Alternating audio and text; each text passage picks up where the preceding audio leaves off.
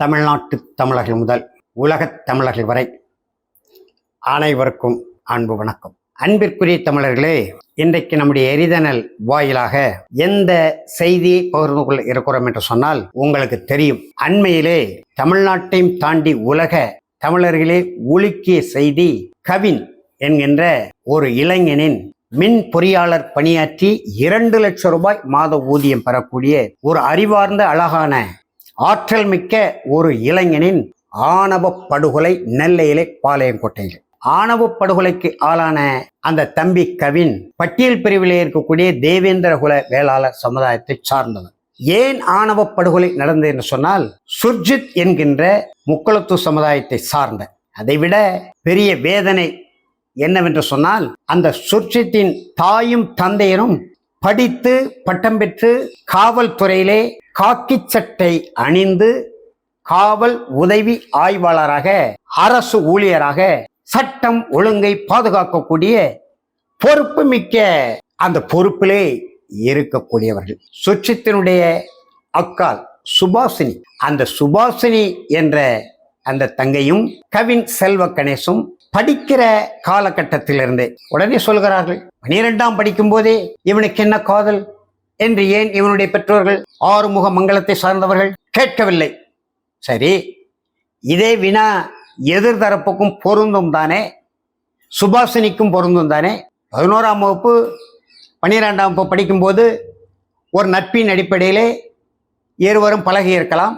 தங்களுடைய கல்வி தொடர்பான அறிவுகளை தேடுகிறதிலே இருவரும் இணைந்திருக்கலாம். அது நாளடைவில் பருவம் அடைந்த நிலையிலே ஒருவருக்கொருவர் அன்பு செலுத்துகிற நிலை மாறி காதலாக மலர்ந்திருக்கலாம். காதல் என்பது இயற்கை தானே, காதலுக்கு சாதி இல்லை மதமும் இல்லை என்று பாடல் வருகிறதே. எத்தனையோ திரைப்படங்கள் நாம் ஏற்கனவே பதிவு செய்திருக்கிறோம். எந்த கதையாக இருந்தாலும் அதில் நடுப்பகுதியாக இருப்பது காதல் தானே. ஒவ்வொரு நாளும் திரைப்படங்களில் கிட்டத்தட்ட 60-70 ஆண்டுகளாக K.R. ராமசாமி, N.S. கிருஷ்ணன் போன்றவர்கள், அதற்கு முந்தைய காலகட்டத்தில் 1935களுக்கு பிறகு 35லிருந்து இன்றைக்கு 80 ஆண்டு காலமாக இந்த திரைப்படத்தை பார்த்து பார்த்து அந்த திரைப்படத்தில் வரக்கூடிய வீர வசனங்களுக்கு கைத்தட்டி காதல் காட்சிகளை சுவைத்து காதல் பாடல்களை சுவைத்து எல்லோரும் திரையரங்கில் ஒன்றுபட்டு ஒரே அரங்கத்தில் தானே உட்கார்ந்துருக்கிறோம். அங்கே திரையரங்கத்தில் சாதி உண்டா, சமயம் உண்டா, கட்சி உண்டா? ஒன்றுமே இல்லையே. எல்லோரும் காதல் காட்சிகளை தானே பார்க்கிறோம், சுவைக்கிறோம், கைத்தட்டுகிறோம், மகிழ்கிறோம். திரையரங்கத்திட்டு வெளியே வரும்போது வீடு வரைக்கும் அதைத்தானே பேசிக்கொள்கிறோம். ஆனால் நம்முடைய வாழ்க்கையில நடைமுறையில வந்து விட்டா அது என்ன பொல்லாத வேலையா, கசப்பான வாழ்வா? இந்த திராவிட இயக்கமே சுயமரியாதை திருமணம், சாதி மறுப்பு திருமணம், சாதி கலப்பு திருமணம். கலப்பு இல்லை, அது ஆடு மாடு சேர்ந்தாதான் கலப்பு. மனிதர்களுக்குள்ள என்ன கலப்பு? ஆனாலும் இந்த திராவிட இயக்கங்கள் சுயமரியாதை திருமணம், தன்மானம்னு சொல்ல மாட்டாங்க தமிழ்ல, சுயமரியாதைன்னு வடமொழியில பிராமண எதிரி பிராமண மொழியில தான் இவங்களுக்கு இனிக்கும் சொன்னா. அதே போல சீர்திருத்த திருமணம், அறிஞர் அண்ணா அவர்கள் முதலமைச்சராக வந்தவுடனே முதலில் சீர்திருத்த திருமண சட்டம் என்று ஒரு சட்டமே கொண்டு வந்தார். அதற்கு முன்பு சாதி மறுப்பு திருமணமாக இருந்தாலும், தன்மான அதாவது சுயமரியாதை திருமணமாக இருந்தாலும், காதலுடைய 2 பெண் வீட்டாருக்கும் மாப்பிள்ளை வீட்டாருக்கும் தெரியாமல் நடந்த அந்த காதல் திருமணமாக இருந்தால் எல்லா திருமணங்களும் சட்டப்படி செல்லும். அண்ணா சட்டம் கொண்டு வந்தார். எல்லாம் பீற்றுகிற பெருமை பேசுகிற திராவிட இயக்க ஆட்சியில தான் இந்த அவலங்கள். உடுமலைப்பேட்டை சங்கர் படுகொலை செய்யப்படுகிறார்.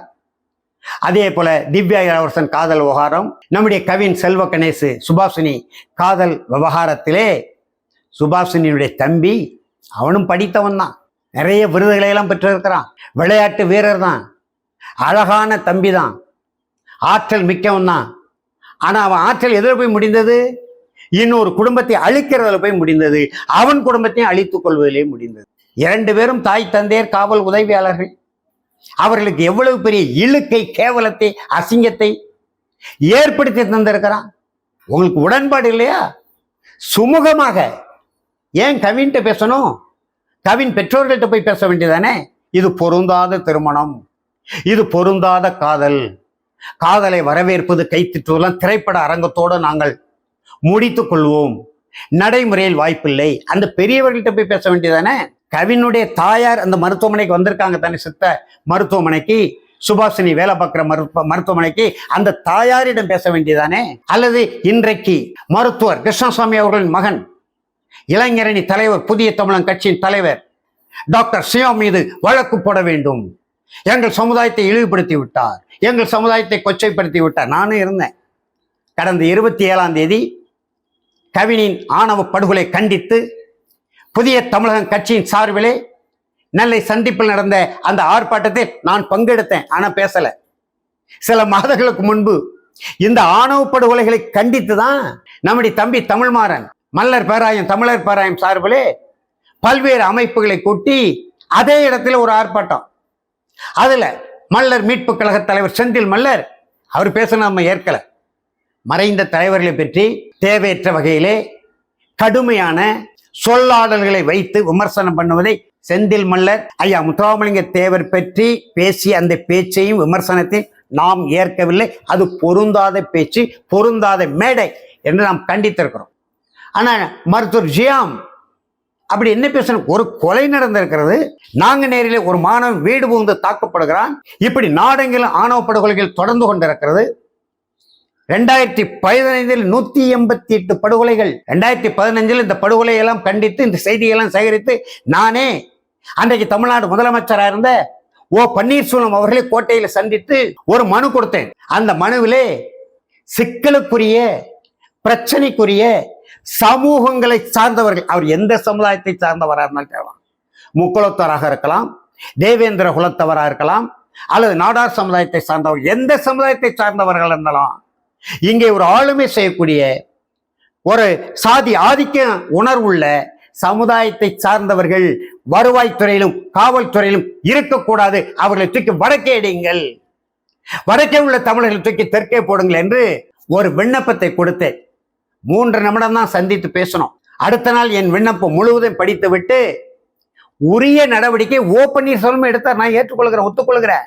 நடைமுறை 3 மாதம் கழித்து ஒரு ஆணவ படுகொலை நடக்கக்கூடிய சூழ்நிலையில் அந்த கொலைக்கு ஆளாகக்கூடிய ஒரு இளந்தமிழன், தூத்துக்குடி மாவட்டம் புதுக்கோட்டை, என்னை அணுகிய போது அவரை அழைத்து கொண்டு காவல்துறை துணைத் தலைவரை சந்தித்து இவரை பாதுகாக்க வேண்டும் கோரிக்கை வைத்த போது அந்த துணைத் தலைவர் நாகப்பட்டினத்திலிருந்து திருநெல்வேலி மாநகர ஆணையராகவும் காவல்துறை துணைத் தலைவரும் வந்தவர், முருகன் என்று நினைக்கிறேன் பெயர். அவரே சொன்னார், நான் முதலமைச்சரிடம் கொடுத்த மனுவின் நகல் அவருடைய இழுவையிலிருந்து எடுத்து காட்டி உங்களுடைய இந்த கோரிக்கையை ஏற்றுதான் நான் இங்கே வந்திருக்கிறேன் என்று சொல்லி அந்த இளைஞன் பாதுகாக்கப்பட்ட விளம்பரம் கிடையாது, சுவரொட்டி அடித்து ஒட்ட முடியாது. புதுக்கோட்டையில் இன்றைக்கு நலமாக வளமாக வாழ்ந்து கொண்டு இருக்கிறார். அப்படிப்பட்ட அன்றைக்கு 2015 கிட்டத்தட்ட 3 ஆண்டு காலமா 188 படுகொலைகள் நடந்திருக்கு. இன்றைக்கு கணக்கிட்ட 300க்கும் மேற்பட்ட படுகொலைகள் தென் மாவட்டங்களிலே, தூத்துக்குடி, திருநெல்வேலி, தென்காசியிலே நிகழ்ந்திருக்கிறது. அதில் பெரும்பாலான இளைஞர்கள் தேவேந்திரகுல வேளாளர் சமுதாயத்தை சார்ந்தவர்கள் என்கின்ற பொழுது அந்த மக்களுக்காக களமாடக்கூடிய, போராடக்கூடிய அமைப்புகளின் தலைவர்கள் அதை கண்டித்து உரையாற்றத்தானே செய்வார்கள். ஜியாமுடைய பேச்சில் அப்படி தனிப்பட்ட முறையில் எந்த சமுதாயத்தையும் அவர் பேசுகிற பொழுது சொல்கிறார். முழுமையான பேச்சை கேட்கணும். முக்குலத்தோர் சமுதாயத்தை சேர்ந்த 4-5 அமைப்பை சார்ந்தவர்கள், என்னமோ அவர்கள் தான் ஒட்டுமொத்த முக்குலத்தோர் சமுதாயத்துக்கு தலைமை தாங்கி 1,00,000 பேரை திரட்டுவாங்கிறார் ஒருவர். ஒரு 1000 பேரை திரட்டி காட்டுங்க முதல்ல. 1,00,000 பேரை திரட்டுவாங்கிறார். என் ஊர்காரர் தான். அப்படியெல்லாம் மிரட்டி காவல்துறை பணிய வைத்து மருத்துவர் ஜியாம் மீது சட்டத்திற்கு புறம்பாக எந்த பேச்சையும் அவர் பேசல. சட்டப்படி தான் பேசினாரு. அவர் படித்தவர், மருத்துவர், அவருடைய தந்தையார் ஒரு மாபெரும் தலைவர். தொடக்கத்திலே கம்யூனிஸ்ட் சித்தாந்தங்களால், அதாவது பொது உடைமை கொள்கையால் ஈர்க்கப்பட்டு களமாடி சிறையில் இருந்தவர். 95களுக்கு பிறகு இந்த பட்டியல் பெரிய தேவேந்திர குல வேளாளர் சமுதாய அரசியல் விழிப்புணர்வுக்கு வித்திட்டவர். சமுதாயத்தின் சார்பிலே ஓட்டப்படாத தொகுதிகளில் நின்று, தனித்து நின்று, ஏர் உழவன் சின்னத்தில் நின்று வெற்றி வாகை சூடி சட்டப்பேரவையிலே வரலாற்று பதிவுகளை ஏற்படுத்தியவர். அவள் எளிய மனிதர்கள் எத்தனையோ வழக்குகளை அவர் சந்தித்திருக்கிறார். மாஞ்சோலை தேயிலை தோட்ட அந்த தொழிலாளர் விவகாரத்திலிருந்து அவர் சந்திக்காத வழக்குகளே கிடையாது. இந்த வழக்குகளுக்கெல்லாம் அஞ்சி நடுங்கக்கூடிய ஆட்களும் இல்லை. மருத்துவர் ஐயா கிருஷ்ணசாமி அவர்களும் அவருடைய அருந்தவ புதல்வர் மருத்துவர் ஜியாம் அவர்களும் அவரை மிரட்டி பார்க்காதீர்கள். நடந்துவிட்ட கொலைக்கு நீங்க ஜியாமை கைது செய்ய வேண்டும், ஜியா மீது வழக்கு கொடுக்க வேண்டும் என்று அன்றாடம் கூக்குரல் கொடுக்கிற நீங்கள் எல்லோரும் சேர்ந்து ஆறுமுகமங்கலத்துக்கு சென்று கவினுடைய தாய் தந்தையர் கைகளை பற்றி, பெரியவர்களே பொறுத்து கொள்ளுங்கள், நாங்கள் இந்த கொலையை ஏற்றுக்கொள்ளவில்லை, வன்மையாக கண்டிக்கிறோம், கொலையாளி யாராக இருந்தாலும் அவன் மீது கடும் நடவடிக்கை எடுக்க வேண்டும், கடும் தண்டனை கிடைப்பதற்கு காவல்துறை நடவடிக்கை எடுக்க வேண்டும், அரசை நாம் ஒன்றுபட்டு நின்று வலியுறுத்துவோம், இது தனிப்பட்ட கொலையாக பார்ப்போம், இரண்டு சமுதாயம் மோதிக்கொள்ளக்கூடிய ஒரு நிலை வரக்கூடாது. ஒரு காலத்திலே மோதினோம், வெட்டினோம், குட்டினோம், முட்டினோம், மோதினோம், அது முடிந்து விட்டது. இன்றைக்கு எல்லோர் கையிலையும் லட்ச ரூபாய் பெறுமதிப்புள்ள செல்லிட பேசி இருக்கிறது, அறிவியல் வளர்ந்திருக்கிறது, அறிவு வளர்ந்திருக்கிறது. சாதியின் பேராலே, சமயத்தின் பேராலே, கட்சியின் பேராலே தமிழர்களுக்குள் இனி எந்த சச்சரவும் வரக்கூடாது என்று ஜியா மீது வழக்கு தொடுக்கணும்னு சொல்லுகிற இந்த கூமுட்டை தலைவர்கள் அறிவார்ந்தவர்களாய் இருந்தால் நானும் ஏற்றுக்கொள்கிறோம். ஆறுமுகமங்கலம் சென்று அவர்கள் கைகளை பற்றி வருத்தம் தெரிவித்திருக்க வேண்டும், துக்கம் கேட்டிருக்க வேண்டும். கொலையை நாங்கள் ஏற்கவில்லை என்று ஒரு சொல்லை சொல்லிவிட்டு அப்புறம் 99 சொற்களை சாதி வெறியோடு சொன்னா எப்படி தமிழர்கள் ஒன்றுபடுவது, எப்படி தமிழ்நாடு இழந்த உரிமைகளை மீட்பது, எப்படி நம்முடைய மொழியை காப்பது, எத்தனை உரிமைகளை இந்த நாட்டிலே ஒன்றிய அரசிடம் நாம் இறந்த கல்வி உரிமை இருக்கா நமக்கு? முதல்ல மாநில அரசுக்கு சாலை போக்குவரத்து, நாம் எளிதாக சென்று வருவதற்கு சாலை போக்குவரத்து உரிமை நமக்கு இருக்கா? 40 கிலோமீட்டருக்கு ஒரு இடத்துல திருநெல்வேலியிலிருந்து தூத்துக்குடி போனா கப்பம் கட்டிக்கிட்டு உள்ள போக வேண்டியது இருக்கு, கப்பம் கட்டிட்டு வெளியே வர வேண்டியது இருக்கு. சில அமைப்பினர் அந்த வாகைக்குளம் சுரண்டல் சாவடியெல்லாம் அடித்து நொறுக்கினார்கள். பல்வேறு இடங்களில் மதுரை மாவட்டத்திலே சுரண்டல் சாவடிகள் மக்களாக திரண்டு அடித்து நொறுக்கினார்கள். இப்படி எத்தனையோ சிக்கல்கள், தமிழ் தேசிய சிக்கல்கள் இருக்கும்போது நீங்கள் இந்த சமுதாயத்தில் மட்டும் அப்படி கூர்மைப்படுத்தி நீங்கள் தலைவராக இருக்க வேண்டும் என்பதற்காக சமுதாயங்கள் சீரழிய வேண்டுமா? சமுதாயங்கள் ஒருவருக்கு முட்டிக்கொண்டு மோதிக்கொண்டு அழிந்து ஒளிய வேண்டுமா? 95 கொடியங்குளம் கலவரத்திலிருந்து நம்ம பார்த்தோம், 2 ஆண்டு காலம் நிம்மதியா வாழ முடிந்ததா மக்களால? இரவு நேரத்தில் தனியாக போக முடிந்ததா? எந்த சமுதாயம் தான்? எனவே தமிழினத்தின் ஓர்மைக்கு வழிவகுப்பதற்கு இந்த தலைவர்கள் முன்வர ஒரு சிலர் வருகிறாங்க, அவர்களை வரவேற்கிறோம், பாராட்டுகிறோம். தேவேந்திரகுல தமிழர்களும் முக்குளத்து உறவுகளும் நாம் உறவாய் மக்களாக இருப்போம், உறவோடு இருப்போம், அவரவர் கொடியை அவரவர் பாதுகாத்துக் கொள்வோம். நம்மளுக்குள் முட்டலும் வேண்டாம், மோதலும் வேண்டாம். இருவரும் தொழில் செய்து கல்வி கற்று பொருளாதார தகுதியை உயர்த்திக் கொள்வோம் என்றெல்லாம் பேசுகிற தலைவர்கள் முக்குளத்து சமுதாயத்தில் இருக்கிறார்கள். அவர்களை பாராட்டுகிறோம், வரவேற்கிறோம், மறுக்கவில்லை. ஆனா 1-2 பேரு திருப்பி இந்த சாதியத்தை கூர்மைப்படுத்தி அதில் இவர்களுக்கு தேவையான தலைவர்கள் இந்த திராவிட அமைப்புகள் இருக்கிறார்கள். மாவட்ட செயலாளர்களாக, சட்டமன்ற உறுப்பினராக, நாடாளுமன்ற உறுப்பினர்களாக. ஏன் முக்குளத்து சமுதாயத்தை சார்ந்தவர்கள் தானே திராவிட மாடல் அமைச்சரவையிலே 4 பேர் அமைச்சர்களாக இருக்கிறாங்க. தேவேந்திரகுல சமுதாயத்தை சார்ந்தவர் ஒரே ஒருவர் தானே இருக்கிறார், ஒரு பெண்ணு. கேட்டா நீங்க 3 பேரு, பட்டியல் பிரிவில் உள்ள 3 பிரிவுல 3 பேரு. ஆனா முக்குளத்து சமுதாயத்தில் எத்தனை பேரு? கவுண்டர்ல எத்தனை பேரு? வன்னியர்ல எத்தனை பேரு? முதலமைச்சராகவே வர வேண்டும், அது வேறு செய்தி. ஏன் எல்லோரும் சேர்ந்து ஓ பன்னீர்செல்வம் அவர்கள் முதலமைச்சராக 2 முறை 3 முறை, அம்மையார் ஜெயலலிதா சிக்கல் வரும்போது இருந்ததை யாராவது எதிர்த்தோமா, மறுத்தோமா? இல்லை. ஓ பன்னீர்செல்வம் முதலமைச்சராக இருக்கும்போது நாங்கள் இந்த நாட்டில் வாழ தகுதி இல்லை, இந்த நாட்டில் வாழ விரும்பவில்லை என்று அவ்வளவு பேர் மூட்டை முடிச்சுகளை கட்டிக்கிட்டு இலங்கைக்கு, சிங்கப்பூருக்கு, மலேசியாவுக்கு போனா எல்லோரும் ஓ பன்னீர்செல்வம் முதலமைச்சராக ஏற்றுக்கொண்டு, அவரை தலைவராக ஏற்றுக்கொண்டு இந்த நாட்டில் வாழத்தான் செய்தோம். குறைபாடுகள் வரும்போது அவரை சந்தித்து நானெல்லாம் முறையீடு தானே செய்தேன். அப்போ ஒரு நல்லிணக்கம் இருக்கத்தானே செய்கிறது. நம்முடைய தலைவர்கள் நல்லிணக்கத்தை வலியுறுத்தி எவ்வளவு இயக்கங்களை நடத்தி இருக்கிறாங்க. திரும்பி ஒரு கொலை நடந்து விட்டது. அந்த கொலைக்குரிய நீங்களே ஒத்துழைப்பு கொடுக்கணும். முக்குளத்து சமுதாயத்தை சேர்ந்த தலைவர்களே, நாம் தமிழர்களாக இருக்கிறோம், நம்முடைய சகோதர இனம், மருதநலத்து மக்கள், உழைக்கும் மக்கள், உலகுக்கே உணவளிக்கக்கூடிய மக்கள், அவர்களுக்கு எல்லா வகையில் நம்ம தோள் கொடுத்து துணை நிற்க வேண்டும். அவர்கள் சமமாக, அவர்களும் மனிதர்கள், நாமும் மனிதர்கள், தமிழ் தாய் பெற்றெடுத்த பிள்ளைகள் தமிழர்கள் என்கின்ற உணர்வோடு பார்க்க வேண்டுமே தவிர நீங்கள் கொலையை கண்டிக்கிறோம், அதே நேரத்தில் அவர் இப்படி பேசிவிட்டார், அப்படி பேசிவிட்டார். நேற்று சொல்லியிருக்கிறாரே புதிய தமிழகம் கட்சியின் தலைவர் மதிப்பிற்குரிய ஐயா மருத்துவர் கிருஷ்ணசாமி, சாதியின் பெயரில் இருக்கக்கூடிய எந்த அடையாளங்களாக இருந்தாலும் அனைத்தையும் எடுங்க. 97 எடுத்தமா இல்லையா? தலைவரின் பெயரான போக்குவரத்து கழகங்கள், தலைவரின் பெயரான கட்டடங்கள், தலைவரின் பெயரான மாவட்டங்கள் எல்லாவற்றையும் 97 கொடியங்குளத்திலே தொடங்கிய அந்த கலவரம் எல்லாவற்றையும் தலைகளா மாற்றியதே இல்லையா? அதை செய்யுங்கன்னு சொல்றாரு. வீரன் சுந்தரலிங்கம் போக்குவரத்து கழகத்தின் பேருந்துகளை ஓட விடாமல் தீ வைத்து கொளுத்தியவர்கள். அதன் பிறகுதான் விவகாரம் பெருசானது. நேற்று மருத்துவர் கிருஷ்ணசாமி அழகா சொல்லியிருக்காரு தன்னுடைய நேர்காணல்ல, ஊடகத்தில் சந்திக்கும் போது. சாதிய தலைவர் சிலைகள், கட்டடங்கள், பாலத்திற்கான பெயர்கள் எதுவாக இருந்தாலும் அகற்றுங்க, நாங்கள் ஏற்கிறோம். அப்ப அதில் இமானுவேல் சேகரன் வரத்தானே செய்வார், சுந்தரலிங்கமும் வரத்தானே செய்வார், வெண்ணி காகாடியும் வரத்தானே செய்வார். சாதிய பார்வையில் பார்க்கக்கூடிய எவர் பெயரும் தேவையில்லை என்று அழகாக சொல்லியிருக்கிறார். ஒரு சமூக நல்லிணக்கத்துக்கு சொல்லியிருக்கிறார். தமிழ்நாட்டு மக்களுடைய ஓர்மைக்கும் ஒற்றுமைக்கும் சொல்லியிருக்கிறார். அதை நீங்க வரவேற்கிறீங்களா?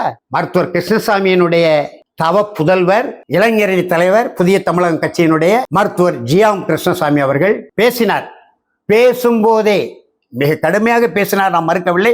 அதே நேரத்தில் பேசும்போதே நான் பேசுகிறது அந்த சமுதாயத்தை சேர்ந்த எல்லோரையும் குறிக்காது என்று ஒரு அணையை போட்டுவிட்டு தான் வன்முறையாளர்களை மட்டும், கூலிப்படையினரை மட்டும், சாதி வெறியர்களை மட்டும், வெள்ளைக்காரன் அப்படி ஒரு சட்டம் போட்டான், அந்த சட்டம் சரிதான் என்று மற்றவர்கள் எண்ணக்கூடிய வகையிலே நீங்கள் தொடர்ந்து 300க்கும் மேற்பட்ட படுகொலையிலே பெரும்பாலான இளைஞர்கள் எங்கள் சமுதாயத்தை சார்ந்தவர்கள் இருக்கிறார்கள், இதை நாங்கள் வன்மையாக கண்டிக்கிறோம் என்று நேராகத்தான் பேசினார், நேர்மையாகத்தான் பேசினார், நியாயமாகத்தான் பேசினார். அவர் மீது ஏன் வழக்கு?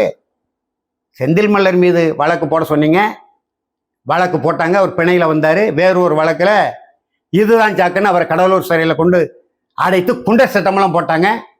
அதிலிருந்து அவர் மீண்டு வந்து அமைதியாக இருக்கிறார். மருத்துவரைய கிருஷ்ணசாமியே இடையில எல்லா சமுதாயத்துக்குமான தலைவர் ஐயா முத்துராமலிங்க தேவர் சிலைக்கெல்லாம் சென்ற மாலை போட்டார். முக்குளத்தூர் சமுதாயத்தில் அரவணைத்தார். கட்சியிலே வந்து சேர சொன்னார். எல்லோரும் ஒன்றுபட்டு நிற்போம் வாங்க என்று கூப்பிட்டார். இந்த நிலையில் கவின் செல்வ கணேசனுடைய படுகொலையை அவர்கள் தாய் தந்தை அதுக்கு உடந்தையாக போனதை, அதன் ஊடாக கூலிப்படை இருக்குமோ என ஒருவனால செய்ய முடியாது, சுர்ஜித்தால உறுதியாக செய்ய முடியாது. அது வீட்டு கலைத்து, பேச்சுவார்த்தை கலைத்து, ஒரு கோலை கூட அப்படி செய்ய மாட்டான். பேச்சுவார்த்தைக்கு தன் வீட்டு கலைத்து, விருந்து கலைத்து, விருந்துக்கு வந்தவனை வெட்டி கொலை செய்யலாமா? அந்த நிலையை, அந்த கொடுமையை கண்டித்து தமிழ் தேசியத்தை உலுக்கி போட்ட இந்த ஆணவ படுகொலை கண்டித்து பேசிய பேச்சில் எந்த தவறும் இல்லை. காவல்துறை உடனே 2 சட்ட பிரிவுல வழக்கு என்று சொல்கிறார். ஏனென்று சொன்னால் ஒரே ஒரு செய்தியை மட்டும் சொல்கிறேன். இதே தூத்துக்குடியில முக்குளத்தோர் சமுதாயத்தை சார்ந்த மாரி செல்வம் என்ற தம்பியும் கார்த்திகா என்ற தங்கையும், அவர்களுடைய பெற்றோர்கள் பெயர்லாம் வேண்டாம், மாரி செல்வம் பொருளாதாரத்திலே மிக மிக தாழ்ந்த நிலையில அடித்தட்டில் இருக்கக்கூடிய ஒரு தம்பி, கார்த்திகா கொஞ்சம் செல்வ செழிப்பு மிக்க குடும்பத்தை சார்ந்தவர். 2 பேரும் உறவினர்கள் தானே. அந்த 2 பேரும் இயற்கையாக காதலித்து பெற்றோர்கள் பொருளாதார ஏற்றத்தளவை பார்த்து நமக்கு மனம் முடித்து வைக்க மாட்டார்கள் என்று அந்த தகுதியான வயது அடிப்படையிலே 2 பேரும் போய் கோயில்பட்டியில் இருந்தாங்க. 2 பேருக்கும் கல்யாணம் பண்ணி வைக்கிறோம், அதாவது திருமணம் முடித்து வைக்கிறோம் என்று சொல்லி 2 பேருக்கும் திருமணம் செய்து வைக்கிறோம், ஊரறிய உலகறிய வாருங்கள் என்று அழைத்திட்டு வந்து என்ன நடந்தது? ஒரே குடிக்குள்ள எத்தனை பேர் கைது செய்யப்பட்டார்கள் கொலையாளிகள் என்று அதுல ஒரு பெயரெல்லாம் இருக்கிறது. இன்றைக்கு ஜியாமை கைது செய்ய வேண்டும், அவர் மீது வழக்கு கொடுக்க வேண்டும் என்று கூக்குரல் கொடுக்கிற ஒரு பெயரெல்லாம் அதுல இருக்கிறது. சொந்த உறவுக்குள்ளே அதை கண்டித்தீர்களா? அங்கே ஒரு பெரிய சமுதாய தலைவர்கள் கூட்டம் தூத்துக்குடியில போய் அந்த கொலையாளிகளை கண்டித்து நம்முடைய சமுதாயத்தில் நமக்குள்ளே, பிறகு மாற்று சமுதாயத்தினர கொலை நீங்க எப்படி கண்டிப்பீங்க? உப்புக்கு சப்பா கண்டிக்கிறோம், நாங்கள் ஏற்கவில்லை என்று சொல்லிவிட்டு கொடூரமான சொற்களை கொண்டு புதிய தமிழகத்தின் தலைவர் கிருஷ்ணசாமி அவர்கள் மீதும் அவருடைய மகன் மருத்துவர் ஜியாம் கிருஷ்ணசாமி மீதும் தாக்குதல் தொடுப்பதை எந்த ஜனநாயக ஆற்றல்கள் ஏற்றுக்கொள்ள முடியாது. எனவே எதிர்காலத்தில் இது போன்ற சூழல்கள் வராமல் எல்லா மக்களும், தமிழ் தாய் பெற்றெடுத்த பிள்ளைகள் அனைவரும், குறிஞ்சி நில தமிழர்கள், முல்லை நில தமிழர்கள், மருத நில தமிழர்கள், நெய்தல் நில தமிழர்கள், உங்களையும் சேர்த்து பாலை நில தமிழர்கள், 5 வகை நிலப்பகுதியை சேர்ந்த தமிழர்களும் தமிழ்த்தாய் பிள்ளைகள் நமக்குள் ஒருவருக்கொருவர் ஏற்றத்தாழ்வு எந்த வகையிலும் கிடையாது. எல்லோருடைய உடலிலும் ஒரே ரத்தம்தான் ஓடுகிறது என்ற அடிப்படையிலே நாம் தமிழர்களாக, தமிழ் தேசிய இனத்தின் பிள்ளைகளாக, தமிழ்நாட்டின் மண்ணின் மைந்தர்களாக அனைவரும் ஒன்றுபட வேண்டும். அந்த இலக்கை நோக்கி பயணிக்க வருமாறு அனைத்து தமிழ் சமுதாய உறவுகளை வேண்டி விரும்பி விடைபெறுகிறேன். வணக்கம்.